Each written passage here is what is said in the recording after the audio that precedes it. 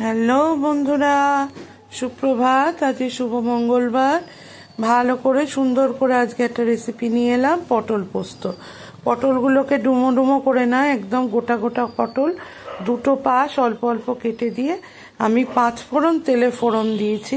আপনারা তো দেখেই বুঝলেন রান্নাটা করছি সাদা তেলে। সুন্দর করে পটলগুলোকে, যেহেতু আমরা 2 জন বন্ধুরা 3 জন, তাই জন্য পটলের কিন্তু পরিমাণ কম, ওই 6-7 পিস পটল আছে। যাই হোক, তাকে এবারে একটু 5 ফোড়ন দিয়ে সুন্দর করে ভাজা ভাজা করব, যাতে পটলগুলো অল্প অল্প ভাজা হয়। এমন ভাজা নয় যে একেবারে খুব কড়া ভাজা, ঠিক তাই নয়। অল্প অল্প 2 পিঠ সুন্দর একটু অল্প কালার আসবে, তারপর আমি অন্য প্রসেসে যাব। সামান্য পটলটা ভাজার জন্য তেলের কড়ায় তো তেল দিয়ে তাকে দিয়ে দিলাম। দেওয়ার পর সামান্য একটু লবণ ছড়িয়ে দিলাম, লবণ ছড়িয়ে দিয়েছি। এরপর আমি দেব সামান্য একটু হলদি রানীকে দেওয়ার পর সুন্দর করে আবার পটলটিকে ভাজতে আরম্ভ করব। এবং যতক্ষণ না পটলটা আমার মনের মতো একটু ভাজি ভাজি হয়ে আসছে, ততক্ষণ কিন্তু আমি পটলটা ভাজবো। আপনারা কে কিরমভাবে পোস্ত খান? আমি আলু পোস্ত করি, ঝিঙে পোস্ত করি, আমি পটল পোস্ত করি। তবে সত্যি কথা বলতে কি, আমি যেটুকুই রান্না করি আমার মায়ের হাতে শেখা, মানে আমার শাশুড়ি মায়ের হাতে শেখা। দেখুন, আমি মিক্সিং জারে একটু পোস্ত আর কাঁচা লঙ্কা বেটে নিয়েছিলাম।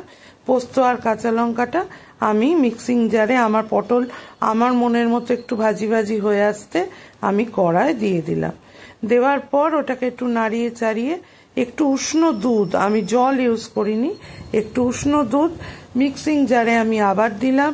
দিয়ে মিক্সিং জারে যেটুকু পোস্ত লেগেছিল ভালো করে নাড়িয়ে চাড়িয়ে আমি ওইটাকেও পটলের মধ্যে প্লেস আউট করব। এই দুধটুকু দেওয়ার ফলে এই পটল পোস্তর টেস্ট প্রায় দ্বিগুণ হয়। একবার টেস্ট করে দেখবেন, বাড়িতে অবশ্যই একবার ট্রাই করে দেখবেন। রান্নাটা কিন্তু সত্যিই উপাদেয় হয়, বেশ অনেকখানি খেতেও ভালো লাগে, আর অনেকখানি মানুষ সন্তুষ্ট হয়েও খায়। জানি না, আমাদের বাড়ির লোকেরা তো খুবই ভালো খায়। এবারে আপনাদের কার কিরম লাগবে সেটা তো আমি বলতে পারছি না, তবে একবার ট্রাই করে দেখতে পারেন। সামান্য একটু লবণ আমি এতে অ্যাড করলাম, কারণ আমি পটল ভাজার সময় লবণ দিয়েছিলাম, তারপর আর দিইনি, তাই একটু পরিমাণ মতো ঠিকঠাক লবণ দিলাম। অল্প সামান্য 2-4 দানা চিনি দিলাম।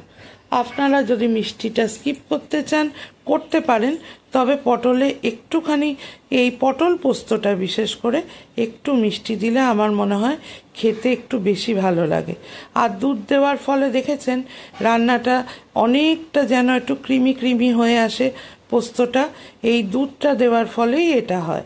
দুধের মধ্যে এমন জিনিস কিছু থাকে যে রান্নাকে কিন্তু বেশ সুস্বাদু করে তোলে।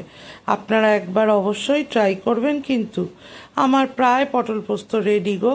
এবারে শুধু পরিবেশনের পালা। কার কিরম লাগলো, কোথা থেকে কে ভিডিওটা দেখছেন অবশ্যই একটু জানাবেন।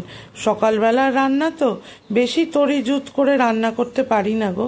ওই ভোর 5টা থেকে উঠে কাটাকুটি করে রান্না বসাই 5:30টায়। এর মধ্যে আমার ভাতও নেমে গেছে জানো। তো যাই হোক, আজকে তাহলে আসি, আবার আসবো আরেকদিন আরেকটা রেসিপি নিয়ে। প্লিজ যদি আমার রান্নাগুলো ভালো লাগে অবশ্যই লাইক, শেয়ার, কমেন্ট। প্লিজ আমার চ্যানেলটিকে একটু সাবস্ক্রাইব করবেন। টাটা।